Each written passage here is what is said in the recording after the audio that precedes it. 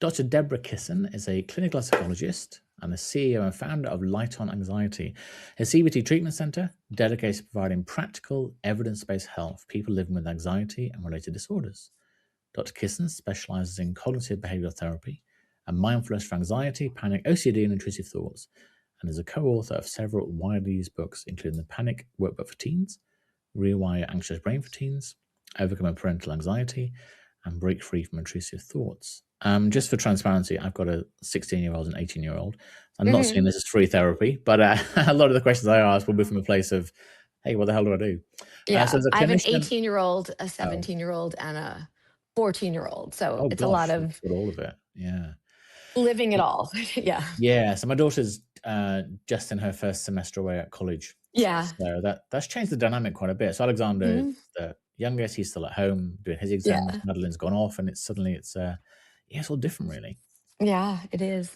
Um, I guess the first place I have to start really is just take you back a little, just to understand what you were like in your formative years. Do you think the 14-year-old Deborah would recognize who you are today and what you're doing? What a fun question. I have to admit, I didn't read any of your pre-questions because Awesome. I just show up in life and normally hope it works out. So like this is such a what a treat. So anyway, thanks even for the question. Okay, now I'm going to focus on it, but I really appreciate that question. Okay, 14-year-old. Did you say 14? Yeah. 14, freshman would be very surprised, I think, at where how I've my life evolved. Yes. So what were you like as a 14-year-old?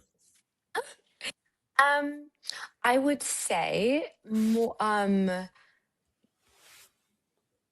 much less embodied, more perfectionistic and people pleasing, and I could tend towards those still, Yeah. but like much more outward facing, and anything like inner related was just not relevant around the landscape. Just trying to keep doing the right thing and keep hoping it would all work out. Like, yeah, yeah. So if you look back, and perhaps not quite as far as that, but Mhm. what do you think were the early hints that anxiety was going to be the core of what your life's work is, if that's a fair way to represent it? This is amazingly fun. Thank you so much for these amazing questions. Like, this is really fantastic. Um, I would say for me, I I was a super practical and just keep going, keep doing the next thing, keep achieving ish.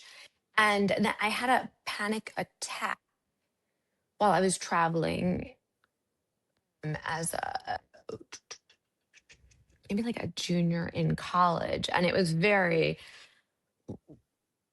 sort of like my emotions. I just thought I was dying. I couldn't breathe, kind of like ready or not, were showing up and need to be attended to. And so I think being so baffled by the severity of how like anxiety can show up and Yeah. panic. And then I still moved on and I was doing the business of healthcare, Mhm. and I was living my life, and I was, but always that there's got to be like a better way forward around when anxiety shows up.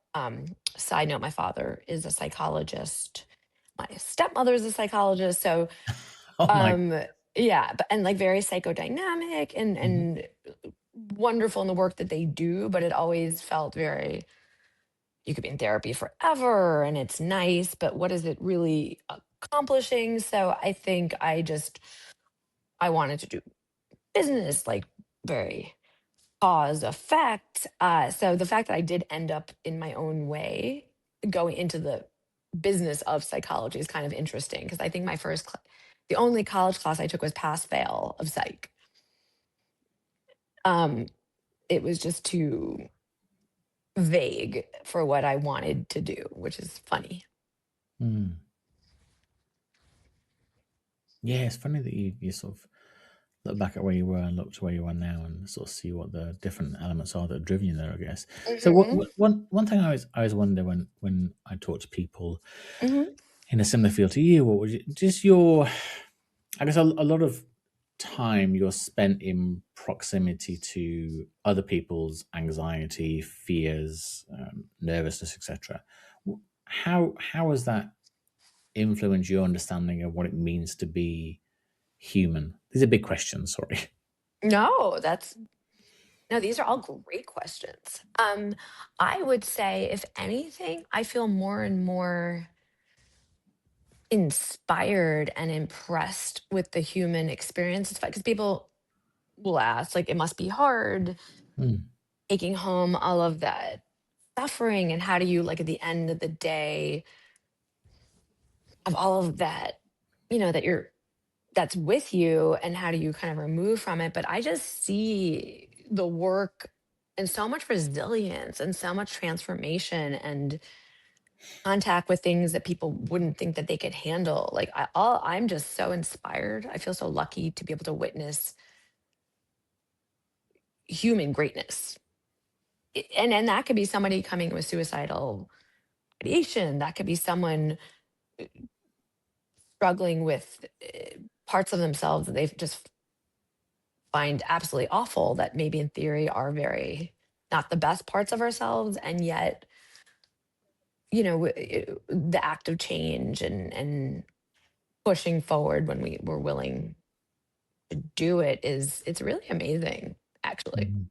So I just feel lucky to, like a cheerleader on the sidelines, just helping people realize their immense potential.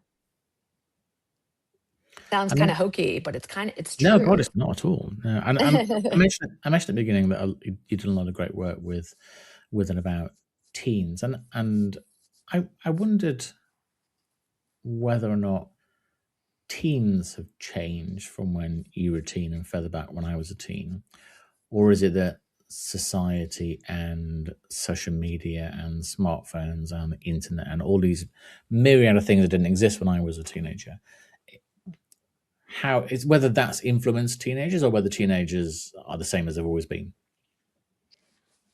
Another amazing question. You are really good. Um, I believe it's always bi-directional, and there's a feedback loop at how we evolve as species and as humans. And I do think the brain of our teens is different than our brain, in terms of each experience that we have wires. With neuroplasticity, we're wiring the brain for the next experience. And every time we get an immediate cause effect, like, I want X, I ordered Uber Eats, I'm bored, I look at my phone. Each of Yeah. these moments, the brain is getting wired to have expectations of what's going to happen next. And um, uh, so I think that, like, if we did, and I haven't seen a study of this, but fMRIs of a 16-year-old, the average a bunch of, let's say, 116-year-old in the part of our societies that are very, like, hooked to technology, which is Mm. most, versus um, you know, f- uh, 40 years ago, it would look different. The areas that are lighting up. Um, and we can say, like, for good, for bad, but there is something different happening with technology and the human's relationship to it.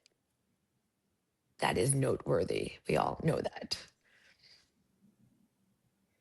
And do you think that exposure to almost an always on, or at least always available device can incur anxiety, can cause anxiety to materialize? 100%. 100%. Because there's no rest. Yeah. When we're engaged, even if we're watching a show, we're just rolling, we're not doing anything active, but it isn't the same thing as the brain really at rest, whether that's like sleeping or daydreaming or meditating. We're still engaged in a semi-engaged state, and um and the brain doesn't learn. It feels like it has to always be on, like to be off. Then those moments of when there isn't something to distract are disorienting. Like, what am I supposed to do now? Um and it is a form of like mental avoidance. It kind of keeps it sends the signal in some way, like you need to be alert. And when we feel like we need to be alert, it's normally because there's some kind of threat, even if it's a mild threat. Every time we're like engaged in technology or watching a show, our brain is sending a signal like we should be paying attention to something. We're not truly in rest, digest, parasympathetic activation. Like, we still need to be semi alert. A lion or Mm. tiger or a bear might get Mm. us. Yeah.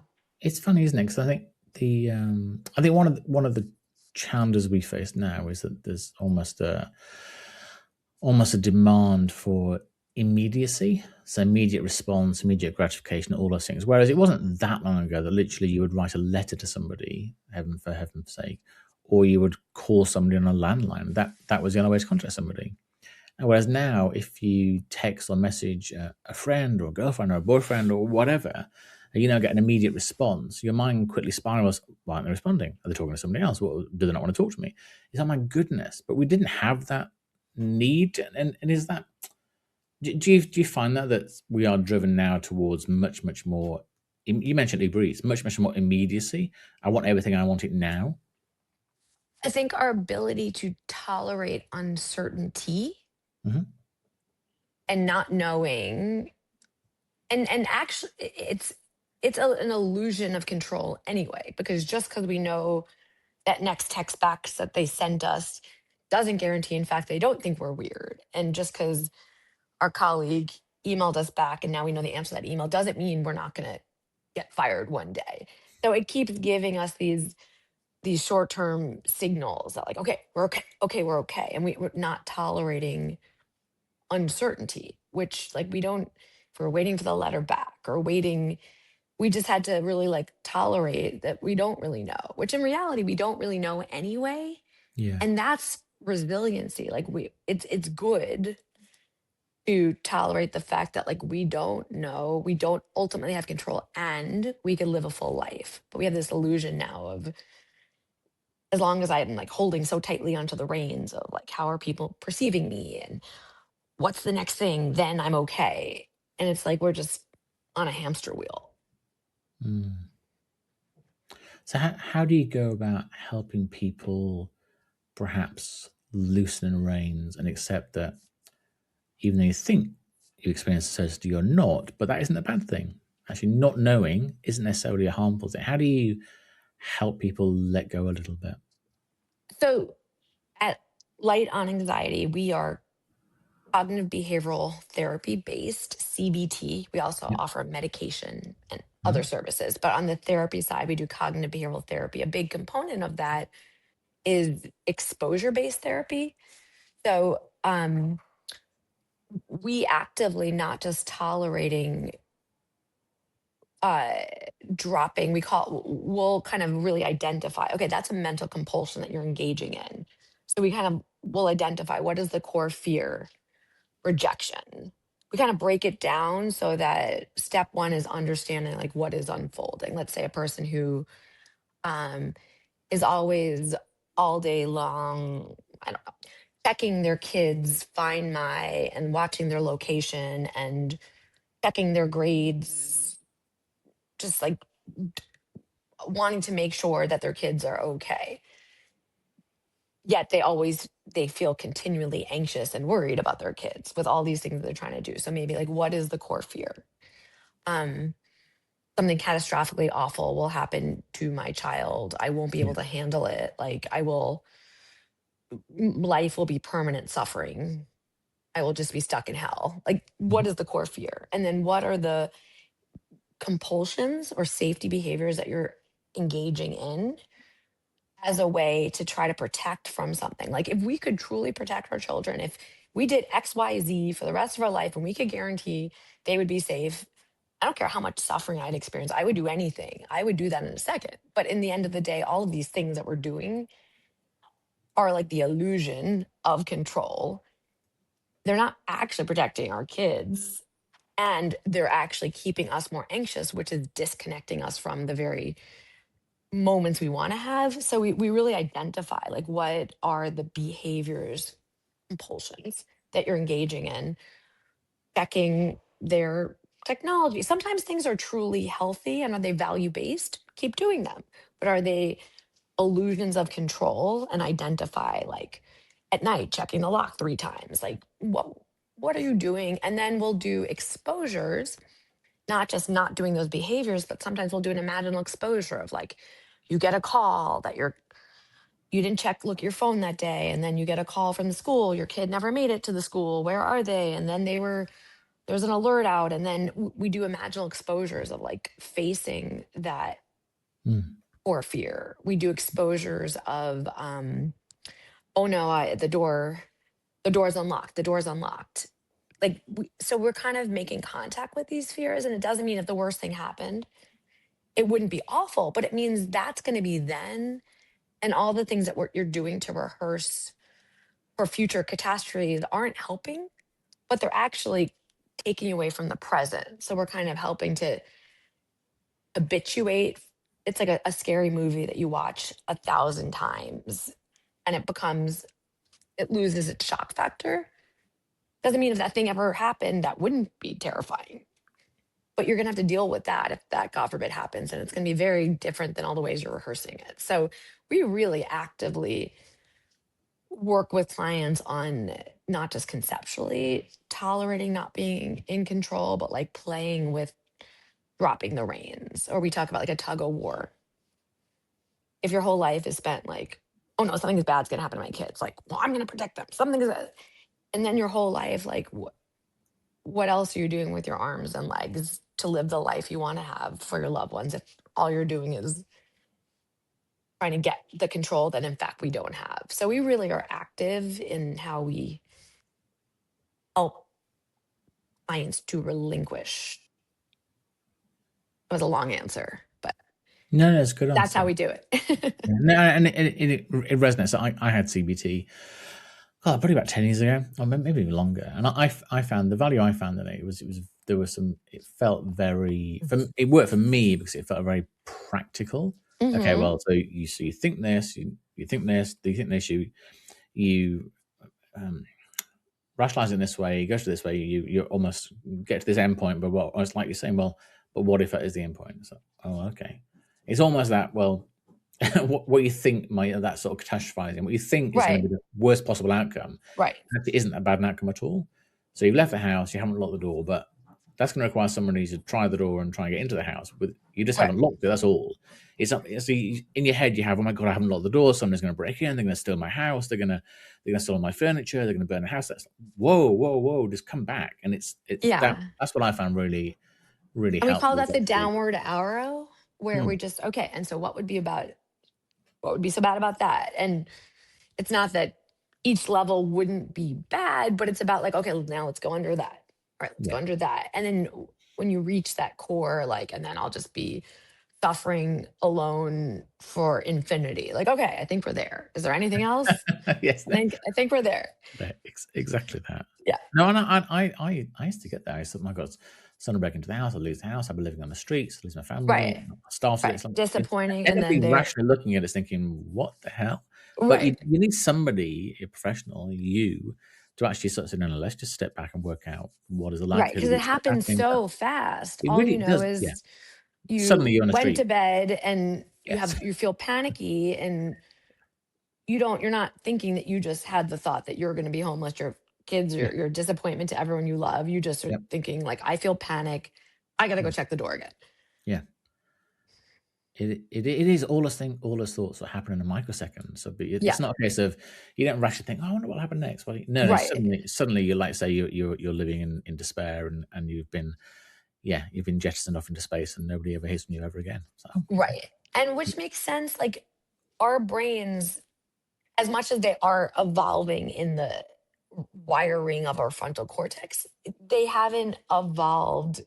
They're still pretty similar to what they were when we were living in prehistoric times. And so, um, that acting really quickly for risk is very helpful for lions Yeah. and tigers and bears and warring tribes and Mhm. an unknown object when it's dark. Is it a snake? Is it a stick? So, like, all of this really, really fast moving towards fight or flight or freeze, like, that's very good for survival and like big, um, dangerous aspects of life. But modern life has so many more subtle aspects. So we have less of those, but we're kind of still using the same hardware Yeah. of managing risks. Like, Yeah. maybe someone just gave us like a quiet laugh at our joke. Like, did they think we were awkward, or were they really laughing? And our brains reacting like the warring tribe is attacking us. Yeah. So it's, and it's just only trying to help us, our brains, but it's it does a lot in each nanosecond Mhm. to protect us. Do you find that, and I will say teens, but I guess for young teens, they feel a little bit overwhelmed, or they feel some shame and anxiety about some of the things they're able to access now? I mean, I think, but certainly when I was 12, 13, the things that I could access were all printed material. If you Hmm. think about pornography, Hmm. it might have been the centerfold of a Playboy magazine that somebody's older brother had. Oh my God, there's a woman there with no clothes on. It was literally like the greatest thing ever. Whereas now, you're 11, 12, 13, and you go onto any range of websites, and you're seeing far more than a woman with airbrush, no clothes on. And I wondered how teens handle, or how do we help our teens handle that? So you don't want them to feel shame. It's very natural to explore and want to understand sex and all those sort of things, but almost how do you help them handle what they feel about that, or what they think about it? Does that make I sense? would say, yes, 100%. And I would say, of course, there's always differences across a curve of how different people handle behaviors. But I'd say, in general, Mhm. for young people, there's actually less shame and it's more normalized, like sex behaviors, like really extreme images that would have been like more disturbing. Like, it's almost a little like less of the shock factor that could Yeah. is a little bit less healthy in some ways, of like normalizing, whether that's what I think it's impacting images of sexuality, that it looks like what it looks like in porn or in. So, Mm. I've definitely seen, young people worried that, like, it's messing with, they just keep needing more and more extreme Yeah. imagery for it to seem interesting. Uh, so I mean, that's probably more on the male side, I would say, in general, than female. But if we think about some of like the hyper like, there's stuff happening. Mm. And And so I you would just say, yeah, I would just say, like, it's like our palate. If we eat so many sweets, we're gonna lose like our sensitivity. Like, it's very beautiful to be able to like taste all different foods. So we don't want to, like,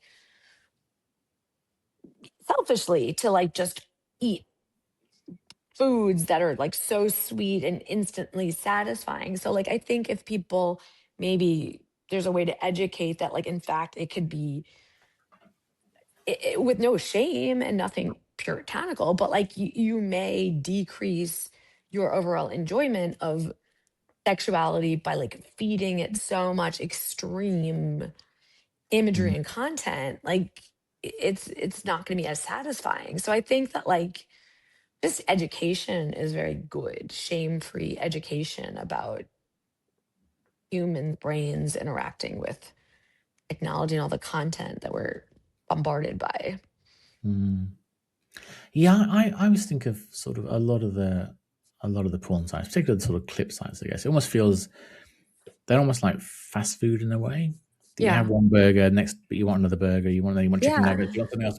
Whereas there is some. I'm not against porn. There is some great porn out there. I've talked to some great female porn directors, feminist Yeah. porn, holistic porn. Some really good stuff out there. But there is almost that that very quick 2 minute, 2 minute, 2 minute, 2 minute, and I wonder whether teenagers' brains are able to distinguish between what they're watching and what a real relationship and intimacy is. I do is think it all. has its impact depending on the frequency of, and I would say for someone who has more of like brains that are more like wired to seek dopamine, more Yeah. addictive tendencies, like that Mhm. really get that quick fix. So like just in general, like there are ranges of people who have more brains that have more addictive tendencies versus not, and more dopamine seeking. I would say they're Mhm. probably different ways that it's going to impact. It's sort of like if someone has a family history of substance abuse, as they're evolving, getting to know, like going to college, drinking, like just be watchful that your brain might really have a tendency to want more and really enjoy how good it feels to feel that, and then really want more. Mm. So do you think porn addiction is a real thing? Oh, of course. Gambling addiction, porn addiction, shopping addiction, food addiction, social media Mm. addiction. Like eh, the brain like really liking what something is and then really wanting more and then giving you that same response of wow, that was really good, but it takes more to get Yeah. that response. You don't keep getting the same response with the same amount. Mm. So if I'm not quite sure how it works, so forgive me, but if a parent or parents come to you and they're perhaps concerned about some of the things teenagers, the behaviors they're exhibiting, the sort of change, they're more moody, they're more this.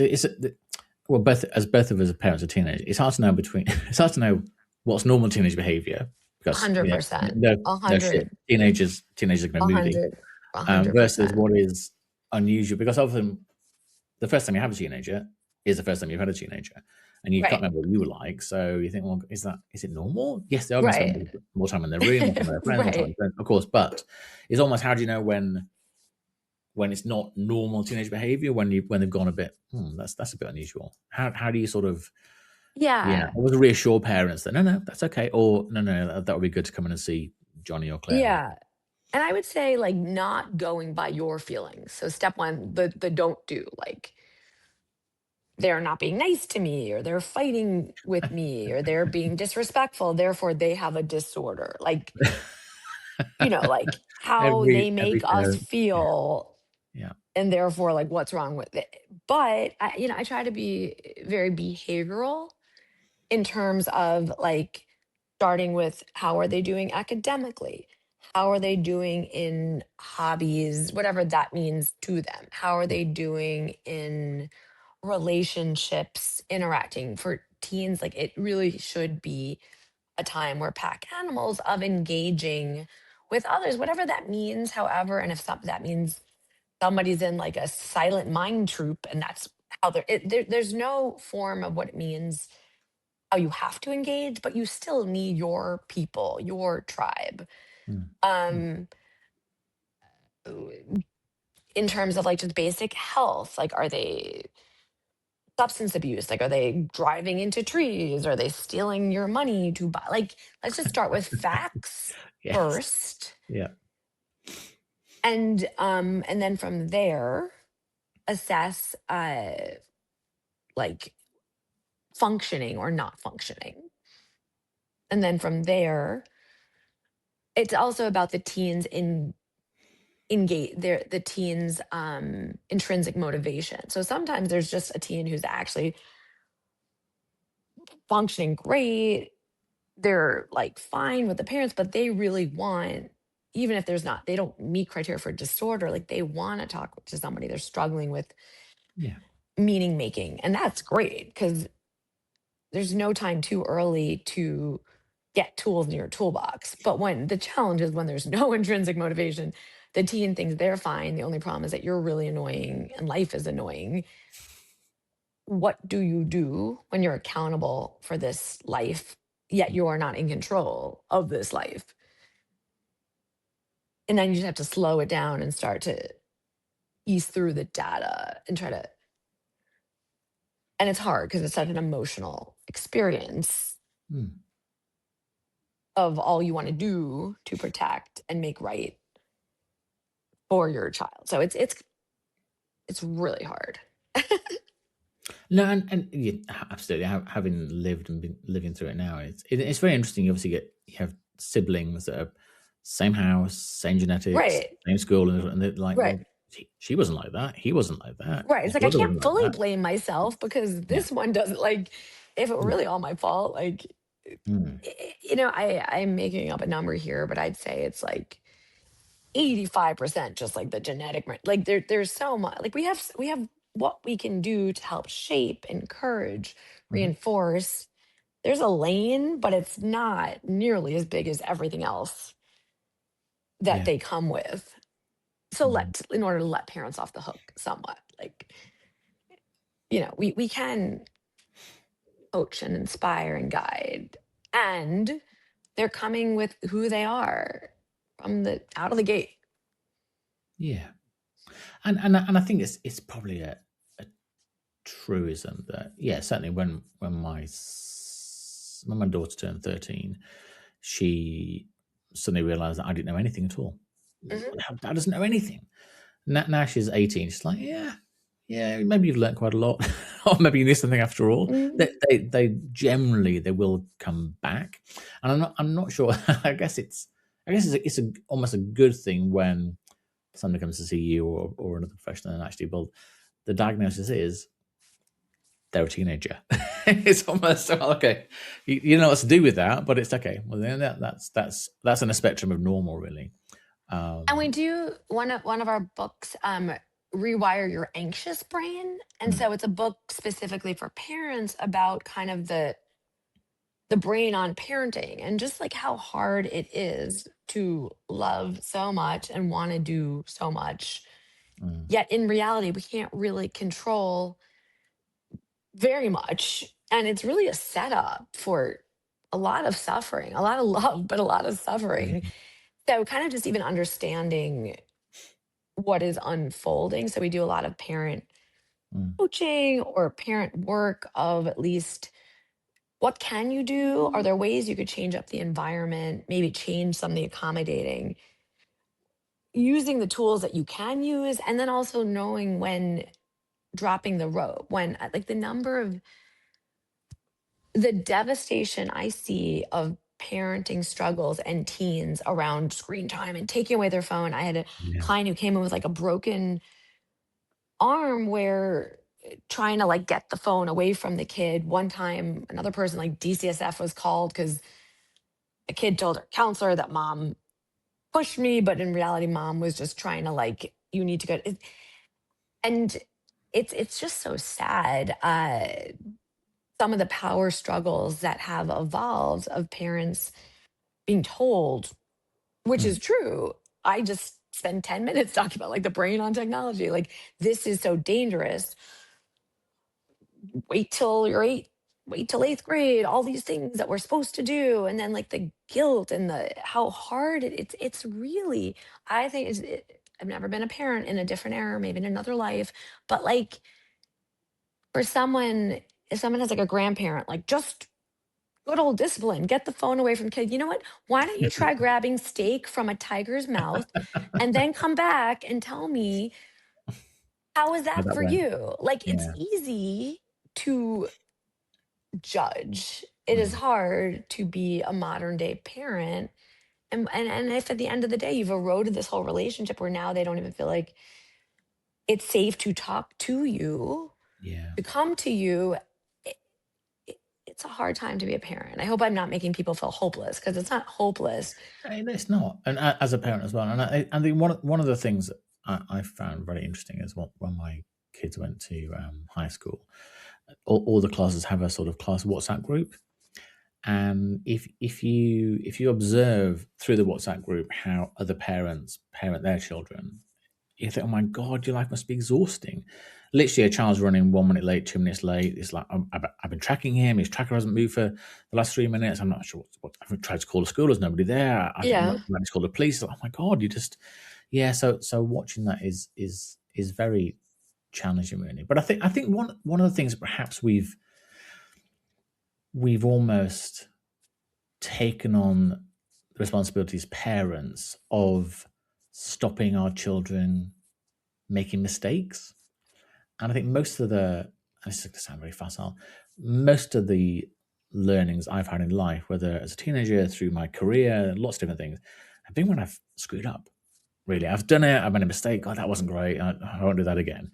But we almost seem to want to take away or minimize the chance that our children will make mistakes. And life sometimes is about how you respond to the mistakes, isn't it? And if you don't make mistakes, and suddenly you're in a career, in a job, in a relationship, in a marriage, whatever, I've never been allowed to make a mistake. Oh my God, what do I do? Or in college, and all of a Absolutely, sudden, absolutely. And then suddenly you're um, at college and you're like my daughter. She's free. She's living in an apartment with sort of 7 other people. God knows what she's doing right, now. But thankfully, right, she made mistakes at home, which is great, and she feels she can talk to us, and which is right. fabulous. But you do have to allow kids to be kids sometimes. And it kind of goes back to this illusion of control. Like when you Yeah. didn't see on their Find My that they were Mm. actually like God knows what I was doing. And my parents wouldn't have even like looked anyway. If they could look, they wouldn't Mm. look. Like so 70s kid, child of a divorce, well-intentioned neglect, um all of these things to try to protect, to try to that in reality, kids are making maybe even like bigger and more dangerous mistakes. It's not actually working these behaviors, but like because we have access to them and it could make us feel like we're protecting them. Yeah. Yeah, because like the goal is the first time you make a mistake, it's not all of a sudden you drank like 8 bottles of vodka because you're finally free in college, but like you've been doing a series of small age appropriate dumb things. Like it is better to practice falling down, getting back up, resiliency, blah, blah, blah. But it is also hard as a parent when you have the opportunity to be so watchful, Yeah. to just look away. Like I know, for example, when each of my kids were babies, when they were newborns, and like the monitor, they were like 40 feet away. And yet the monitor, like every sound was like, like Yeah. it like they were being possessed or they weren't breathing and I eventually was like I just put the monitor away. I'm like if it's bad enough I'm going to hear them cry but I don't need to hear every sound because my brain on parenting it was it was so hyper alert and all three of my kids were like sleeping through the night at like 3 or 4 months and maybe that was because but it was very important to not hear hear the monitor because like that technology that was helping me to keep them safe was driving me crazy. I remember watching that sort of little circle of lights going up on the monitor and thinking, "Oh my God!" I think, well, but my parents didn't have a monitor, and if I cried loud enough, they'd come and see me. If I was just Right. shuffling around, but you just think as a parent, you got to buy all these things and do all this stuff, and that's Yeah, it's yeah, harder. All of these products and gadgets to help us be safer. yeah. I do think one of the perhaps justified concerns that we have as parents, though, is that so when I was making my mistakes and You're done with them? You've made all your well, mistakes?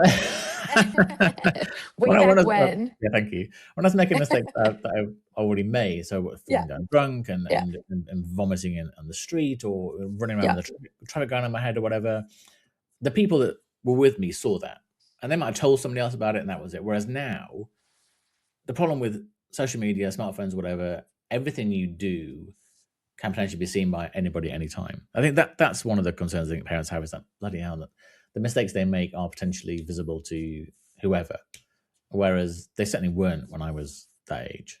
And there's nothing you can do about it because that's how smartphones, social media, whatever works. And you just want to be a bit more careful and not fall out of nightclubs completely drunk or wrecked or whatever, as you might have done in the past.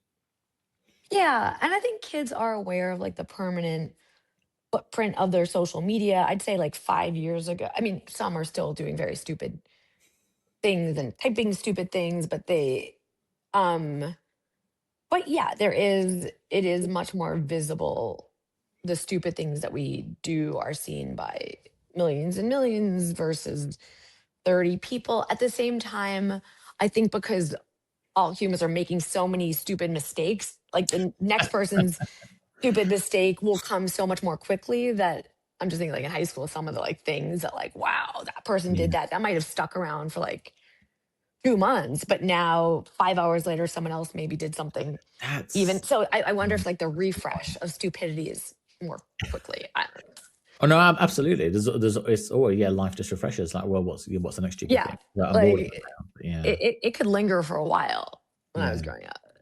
So I did want to ask you a little bit about AI and mental health, and from two aspects really. So one in terms of our evolving relationship with AI and how we feel about our relationship with AI, and then also you read more and more about people leaning into AI as a pseudo therapist, for want of a better word. And I was wondering how whether you're excited by what AI can offer or you're fearful that people's relationship dynamic with AI becomes something very complicated that we're not really understanding just yet.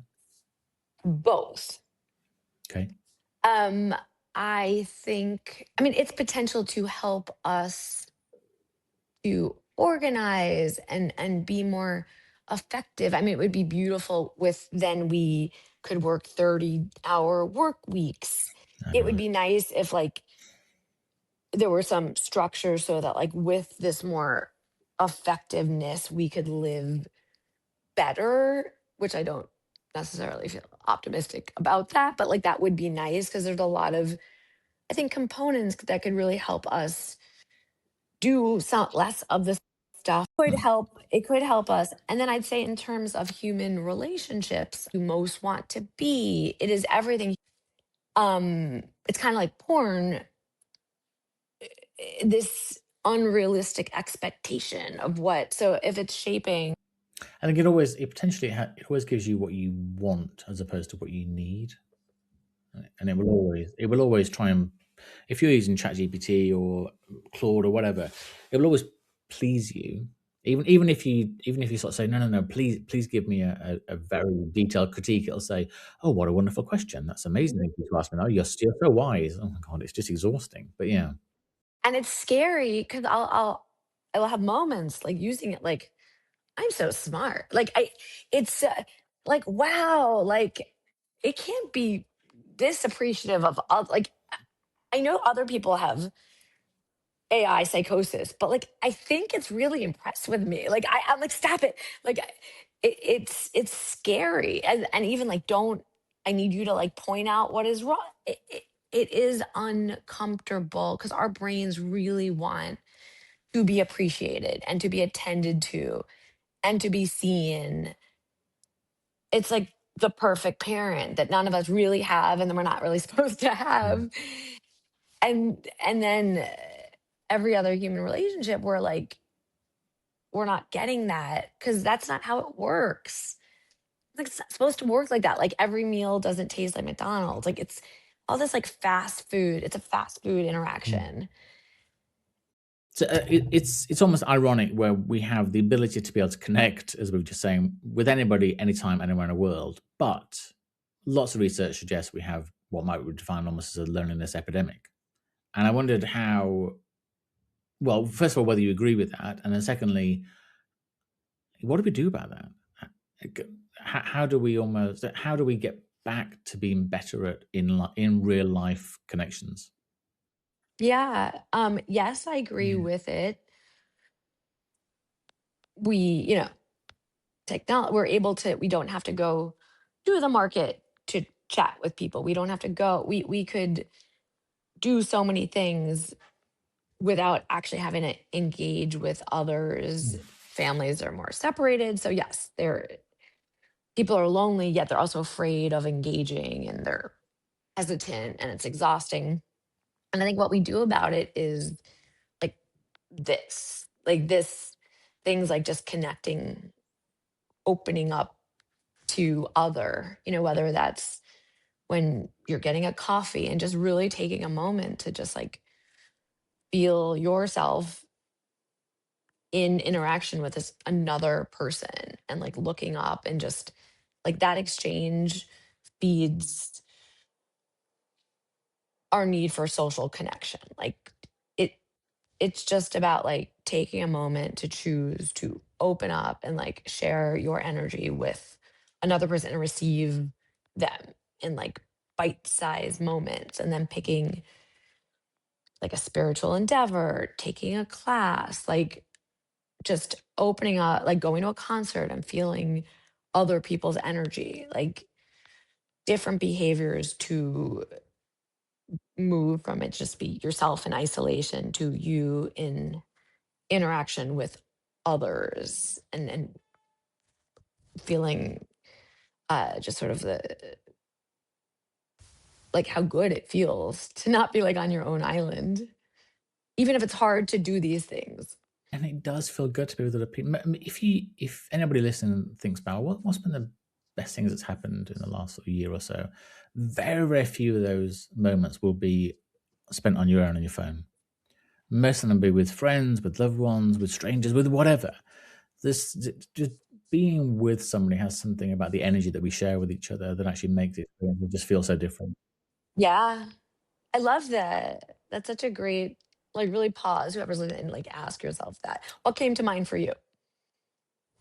Let's take a moment. Like, Yeah, yeah, absolutely. I think for me, it will be the last time I went to a football match with my son. He asked to go to a football match oh, with me.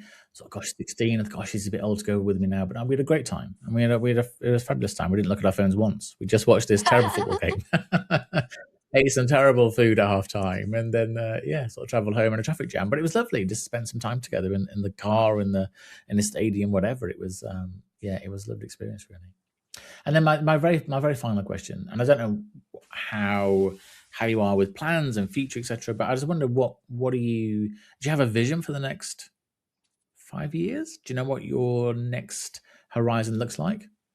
no, I'm just gonna keep it on, and like doing like the next thing that feels right with light on anxiety as a parent, as a not great tennis player that loves like just keep doing what like the next right thing in line with like I like that. uh, my values, which yeah. So yeah.